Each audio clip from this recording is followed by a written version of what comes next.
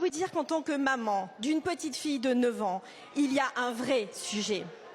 Je me demande comment vous pouvez affirmer que la théorie du genre n'existe pas dans votre programme, alors que l'on y compte 17 fois la notion d'identité du genre, et alors que dans vos manuels de SVT, de 4e et de seconde, vous invitez nos enfants à choisir leur sexe en leur expliquant qu'ils peuvent librement se sentir hommes, femmes ou bien les deux.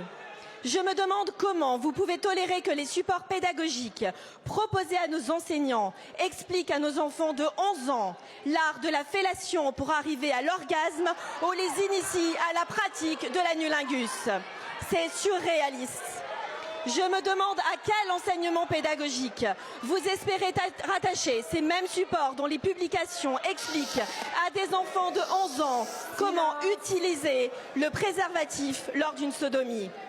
Oh bah dis donc, c'est sympa l'Assemblée nationale, mais en même temps, elle a complètement raison, hein. On en parle depuis des mois, nous. Ça fait des mois qu'on en parle, mais vous avez vu la tronche de la ministre qui n'est plus quand elle a commencé à lui parler. Je pense qu'elle n'a pas apprécié, hein. Bon, au moins elle est dehors, c'est déjà ça de fait.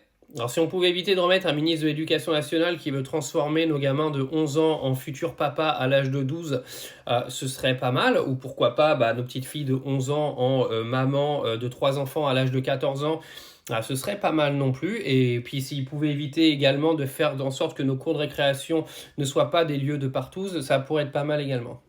Ouais, c'est un peu cru ce que je raconte, mais quand on voit ce qui est enseigné aux enfants aujourd'hui, c'est quand même assez hallucinant. Surtout, ça doit être enseigné par des profs, mais lol, non mais à quel moment un prof doit aller voir des élèves pour lui expliquer ça? Arrive un moment, là on marche vraiment sur la tête, clairement.